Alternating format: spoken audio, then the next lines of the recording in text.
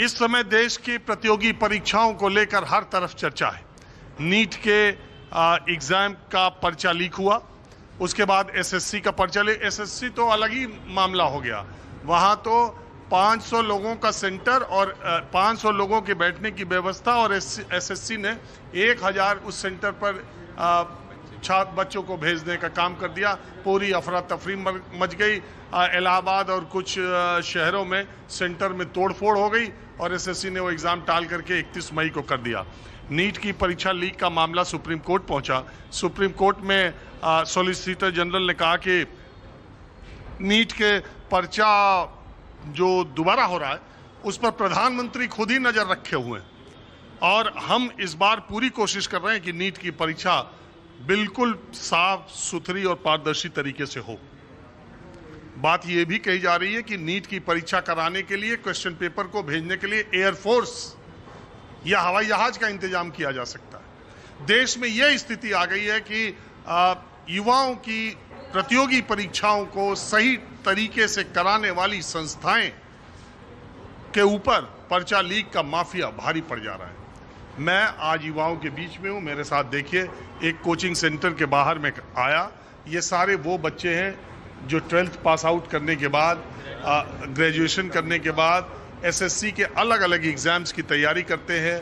दिल्ली से दूर कहीं से या दिल्ली से भी सामान्य परिवारों के बच्चे हैं। एक अदद सरकारी नौकरी के लिए पूरी ज़िंदगी का सपना देखते हुए कि सही तरीके से पढ़ाई लिखाई करके एक प्रतियोगी परीक्षा हम दे दें और हमारी पूरी ज़िंदगी सेटल हो जाए।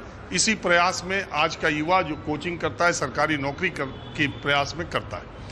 और एसएससी का भी परीक्षा का मैंने आपको बताई कितना मिसमैनेजमेंट हुआ। 31 मई को हो रहा। हालांकि एसएससी लगातार एग्ज़ाम करते रहता है। मैं ये सारे बच्चे हैं, आप देख ही रहे, मैं समाज के हर तबके से बातचीत करने की कोशिश करता हूँ। आज मैं आपको दिखाता हूँ कि इन नौनिहालों के, मैं नौनिहाल ही कहूँगा क्योंकि ये सब 22, 20, 18, 19 साल से लेके 23, 24 साल के बच्चे हैं।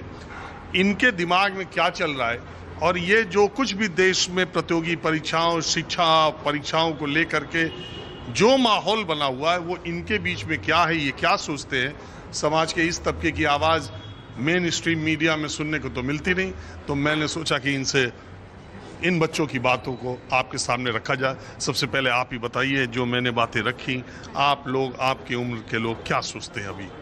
सर, मैं ये सोचती हूँ कि जैसे इतनी बड़ी ऑर्गेनाइजेशन है एसएससी, नीट, इनके जब पेपर लीक होते हैं तो मुझे ऐसा लगता है कि इतने लाखों में बच्चे पेपर दे रहे हैं, तो सारे जो जाते हैं गवर्नमेंट जॉब में जाते हैं, करोड़ों में बच्चे एग्ज़ाम दे रहे हैं, तो ऐसे पेपर लीक होंगे तो फिर कैसे चलेगा? ऐसा लगता है कि हम गलत करियर में है क्या, प्राइवेट में जाएं हम? कैसे? ये ऐसे नहीं, गलत है ये मेरे हिसाब से। तो आपने जो एसएससी वाला एग्ज़ाम हुआ वो दिया था जो कैंसिल हुआ? नो सर, अभी तो नहीं दिया, बट मैं क्या कहते हैं, जैसे अभी अपकमिंग एग्जाम आ रहा है एसएससी सीजीएल, उसके लिए प्रिपरेशन कर रही हूँ, तो डाउट आता है कि एसएससी जीडी के साथ ऐसा हो रहा है तो एसएससी ऑर्गेनाइज करेगा तो सीजीएल के साथ भी होगा। एक क्वेश्चन मार्क, एक क्वेश्चन रेज होता है गवर्नमेंट की तरफ कि ये क्या चल रहा है।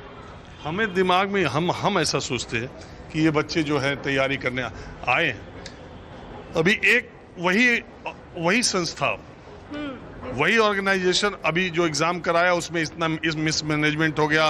कहीं हुआ कि पेपर आउट हो गया, कहीं हुआ कि सेंटर पे ज़्यादा लड़के पहुंच गए, अलॉट किया कम, ज़्यादा को। एक मिनट, तो हम ये सोचते हैं कि जिन बच्चों का आगे पेपर है वो मेहनत करने के बजाय, एक सपना देखने के बजाय, कमिटमेंट के बजाय, उनके दिमाग में, दिल में हमेशा ये बात चलती रहती है जो हम तैयार कर रहे हैं, ये हम पूरी मेहनत करें और कहीं कोई पर्चा ना आउट करा ले जाए। ये तो और एक ट्रॉमेटाइज करना हुआ हालात को। आप ऐसा महसूस करते हैं? यस सर, जैसे कि मैंने कुछ वीडियो देखी थी, एक वीडियो में एक लड़का फ़ोन लेकर बैठा है, तो उसमें मैं सोच रही हूँ कि अगर हम मेहनत से कर रहे हैं, ऑनेस्टी से, और ऐसे पेपर लीक होके जो अनऑनेस्टली से पेपर लीगल क्या कहते हैं लीक हो रहे हैं, वो पेपर देख कर दे रहे हैं, तो ऐसे क्वेश्चन होता है कि भाई हम मेहनत कर रहे हैं एंड वो ऐसे ही दे रहे हैं, तो ऐसे अच्छा नहीं लगता वो देख कर कि हम मेहनत क्यों करें, हम भी वैसे करते हैं फिर। अगर बाकी सब बच्चे ऐसे कर रहे हैं तो वो एक अनएथिकल टू वर्ड्स, मतलब कि हम यंग यूथ है, अगर यंग यूथ ऐसा करेगा तो आगे कैसे चलेगा? अच्छा, आप कहाँ से हैं और कहाँ से आई हैं कोचिंग करने? मैं अभी दिल्ली में रह रही हूँ, एज अ पीजी में रह रही हूँ। मैं वैसे पंजाब पठानकोट से हूँ, तो वहाँ से मैं इधर प्रिपरेशन करने आई हूँ कोचिंग की।